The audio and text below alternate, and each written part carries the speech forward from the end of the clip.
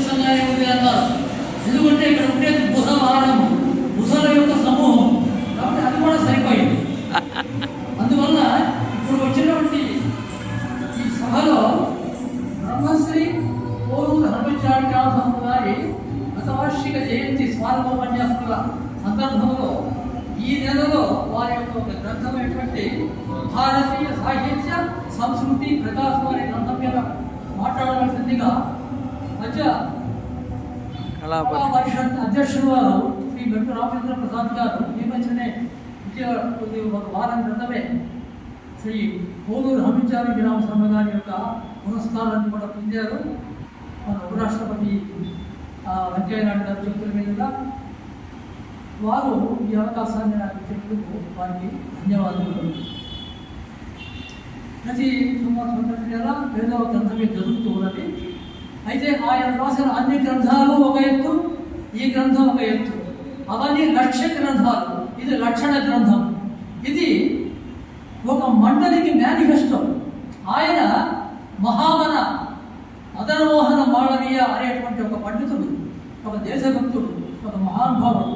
ఆయన పేరుతో ఒక సాహిత్య మండలి అనేది నిర్వహణలో స్థాపించి దానిని ఇంకా ముందుకు తీసుకుపోవడానికి ఆనాడు వారి యొక్క శిష్యుడు మరి ఎవరు చేరారో, అది ఎప్పుడు స్థాపించబడిందో దాని యొక్క భూగట్ట అంతా కూడా వారి శిష్యుడైనటువంటి వ్యక్తి రామచంద్ర ప్రసాద్ గారు కానీ మరి ఎవరైనా తెలపాల్సిందే. అసలు ఆ మండలి ఇప్పుడు ఉన్నదా లేదా. కానీ ఈ గ్రంథం మాత్రం ఆ మండలి యొక్క ధ్యేయం ఏమిటి, అసలు ఎందుకు స్థాపించాము అనేటువంటి దాని మీద వారు ఒక గ్రంథాన్ని రాశారు.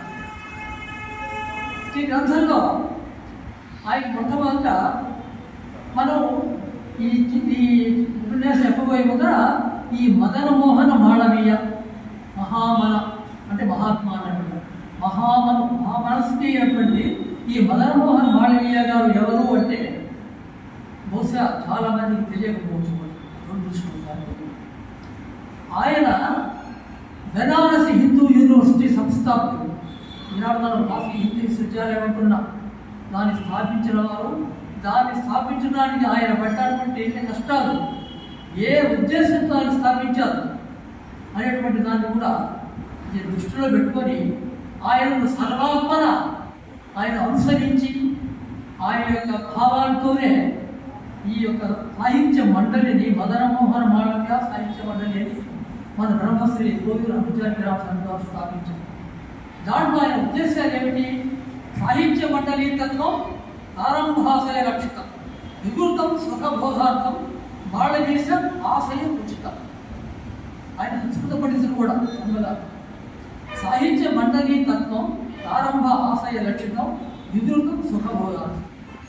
అంటే మండలి తత్వం ఏమిటంటే ఆ ప్రారంభ ఆశయ లక్షితము, సుఖభోగాలు వికృతం. అది మాళవీస ఆశయ యోచన, మాళవీయ ఆశయాలు ఉచితంగా దానికి తగినట్టుగా ఉండడానికి. నిరాకృతం నిరాత్మత్వం, ఆత్మ లేదు దేవుడు లేడు అనేటువంటి ఆ వాదాన్ని మనం తిరస్కరిస్తూ, సదాకృతం స్థిరీకృతం, కృతాన్ని పంచకరణం స్థిరీకృతం చేస్తూ, దర్శితం భారతీయత్వం, భారతీయత్వాన్ని దర్శించేటట్టుగా మనం ఈ మండలి స్థాపించుకున్నాం. దీనికి అది సాహితీ సారకల్పం. ఆ భారతీయత్వం అనేది సాహితీ సారకల్పం. దాన్ని ఇక్కడ దర్శితం మనం దర్శించుకుంటున్నాం.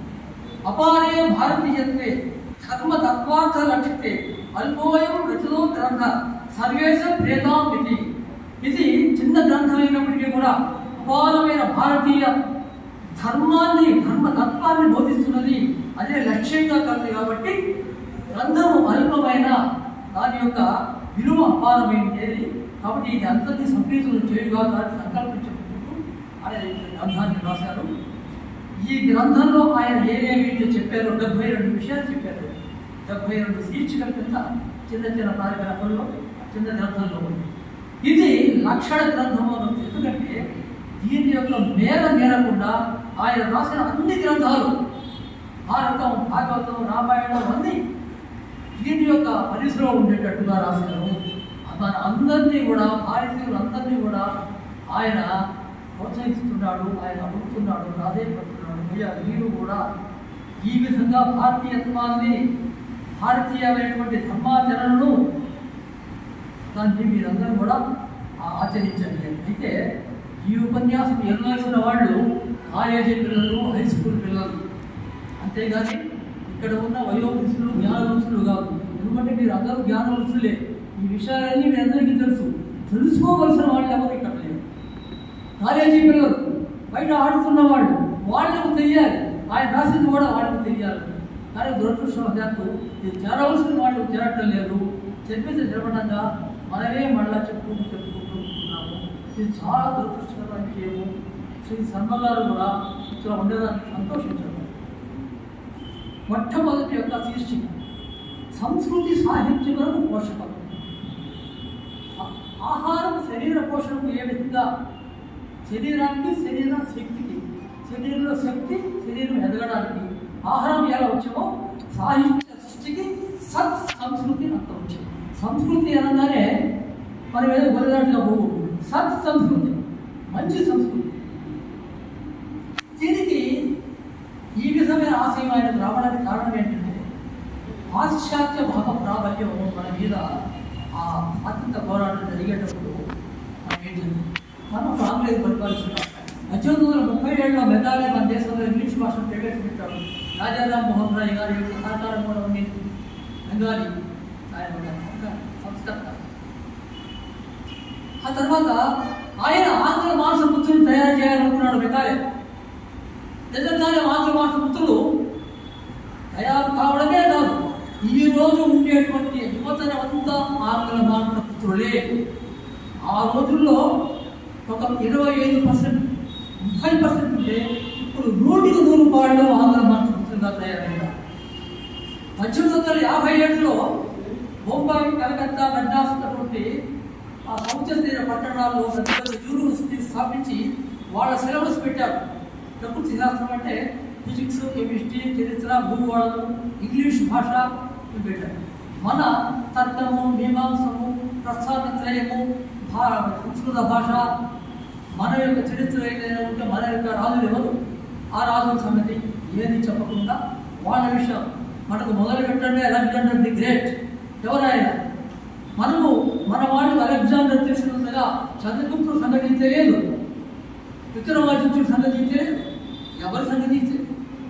కాబట్టి అటువంటి సాంఘిక దురాచారములు, అటువంటి వీటిని మన పండితులు కొంతమంది భారతీయ స్వాతంత్ర ఉద్యమంలో పోరాడేవాళ్ళు దీన్ని సమర్థించారు. ఎందుకంటే ఆ సమయంలో వీళ్ళు కూడా ఇంగ్లీష్ విద్య నేర్చుకున్న తర్వాత మన సంఘాల్లో ఉండే దురాచారాలు ఏమిటి, అస్పృశ్యత, సతీధాగమనము, అతి బాల్య వివాహాలు, స్త్రీ విద్యా నిరాకరణము, వీటిని తొలగించవాలి అంటే కొంతమంది సనాతనం వాళ్ళకి అడ్డుపడ్డ వాటి నిజమే.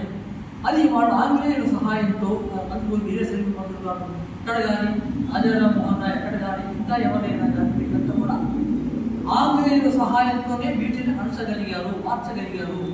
అయితే ఈ మార్చగలిగినటువంటి మంచి ఆచారాలు మనం తెచ్చుకుంటున్నాం కదా అని చెప్పండి.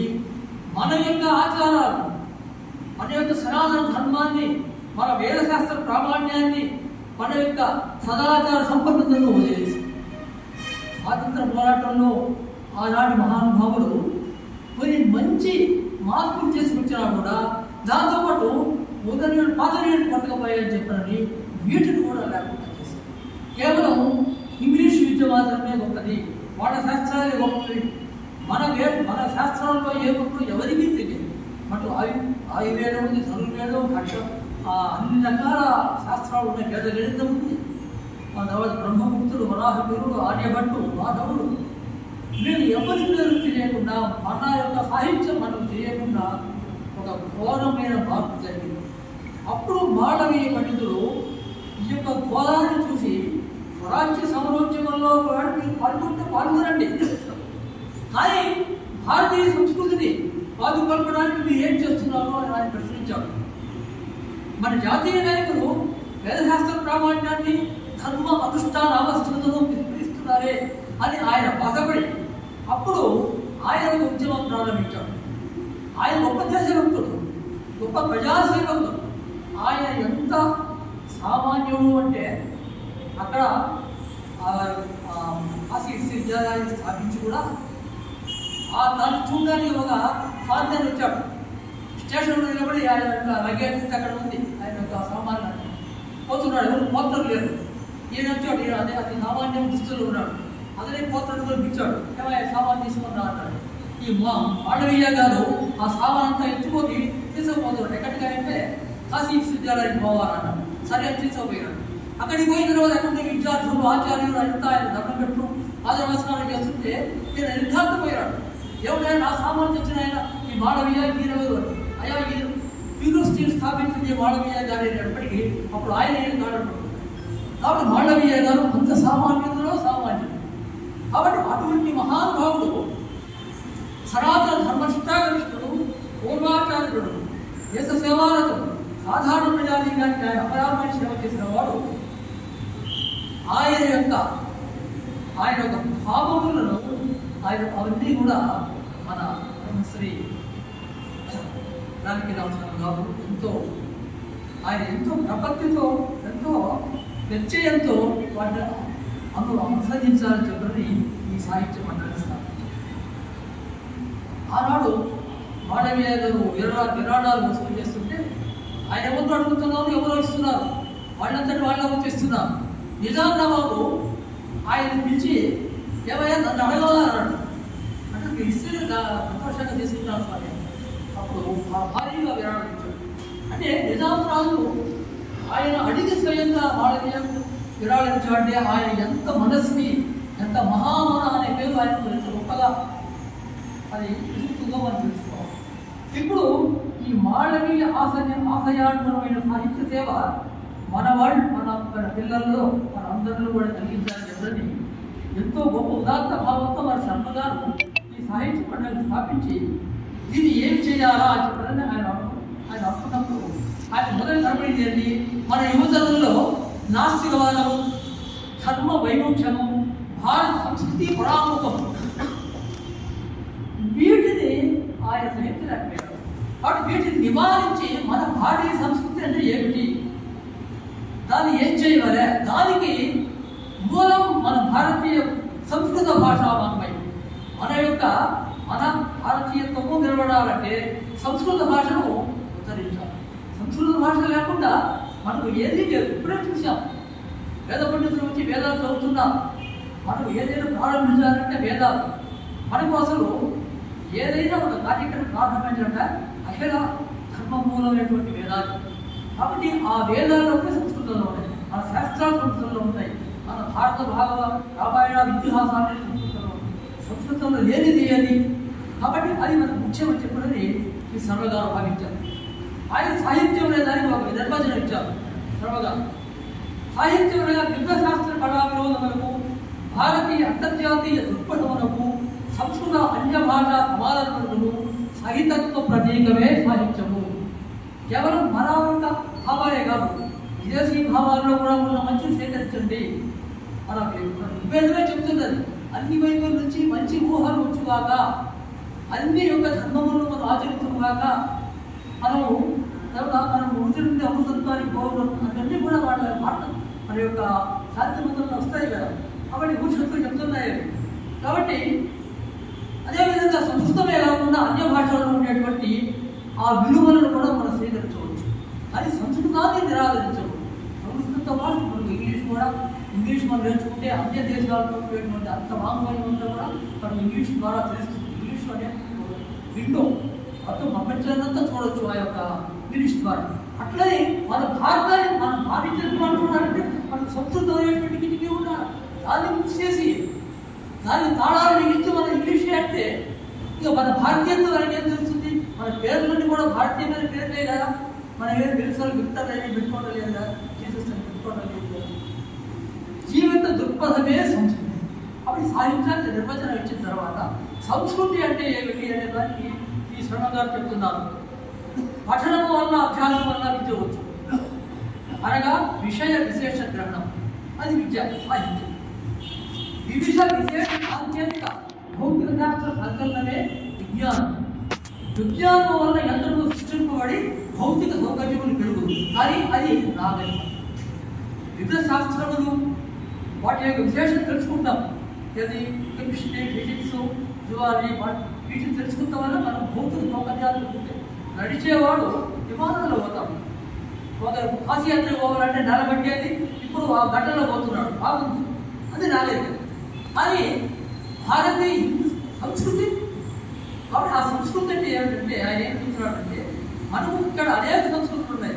భారతీయ హిందూ సంస్కృతి, బౌద్ధ సంస్కృతి, మహమ్మదీయ సంస్కృతి, వైష్ణవ సంస్కృతి. ఈ విధంగా మతమును బట్టి, జీవన విధానం బట్టి మనము ఇతరుల ఏడ మన ప్రవర్తనను బట్టి సంస్కృతి ఏర్పడరు అనేటువంటి నిర్వచనం ఇచ్చారు దానికి అంశంగా. ఇంకా సంస్కృతి నాగరికత నియమింపగలరు. ఇప్పుడు మనం విదేశాల నాగరికత ఉంది కదా అని చెప్పినది మనం ఇష్టం వచ్చినట్టుగా మన యొక్క ఆచారాలు ధిక్కరించి మనము కట్టు బొట్టు చుట్టూ ఈ విధంగా దేశకాల భాష సంబంధమైనటువంటి అన్ని విషయాలను కూడా మనం ఇతరులను అనుసరించి మనత్వాన్ని మనం పోగొట్టుకుంటే ఇక మన యొక్క ఉద్దేశం ఏముంది? అందువల్ల ఈ యొక్క సౌకర్యాలు ఉన్నప్పటికీ సంస్కృతి ఆంతర్య మానసిక పరిణామాన్ని సూచిస్తుంది. మనం భౌతికంగా బాగున్నామా, 10 అంతస్తులు వెళ్ళి కట్టుకున్నామా అని కాదు, మానసికంగా ఎంత ఎదిగాము. నీవు భౌతికంగా 10 అంతస్తులు కట్టుకున్న మానసికంగా 100 అంతస్తులు ఎదుగుతున్నావు.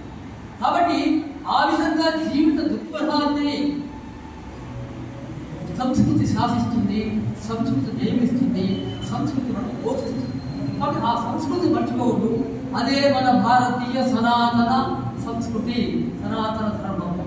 అదే వేదాలు చెప్తున్నాయి. శాస్త్రజ్ఞానం నాగరికతాన్ని వృద్ధి సాధనమే, నిజమే. శాస్త్రజ్ఞానం వల్ల నాగరికత వస్తుంది.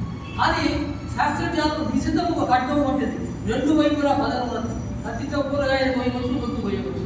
అందువల్ల ఈ యొక్క పరస్పరమైన విజిగీషతో అన్వాయిసాలు వచ్చాయి. మనం నాగరికత వల్ల, భౌతిక శాస్త్రం వల్ల, ఫిజిక్స్ వల్ల మనం నేర్చుకుంది ఏమిటి? అణువు విచ్ఛిత్తి. అణు విచ్ఛిత్తి వల్ల అణ్వాయుధమైన విద్యుత్ కర్మాగారాలు నడిపించవచ్చు. దాంతో బాంబులు ప్రయోగించి ఒక దేశాన్ని నాశనం చేయవచ్చు, ప్రపంచాన్ని నాశనం చేయవచ్చు. కాబట్టి నాగరికత పరిమితి ఉంది. కాబట్టి సంస్కృతి లేకుండా నాగరికతను మాత్రమే ఎవరైతే అవలంబిస్తారో వాడు పశువుతో సమానం. కాబట్టి సంస్కృతి ఎంత సమానం అవుతున్నాడు ధర్మగా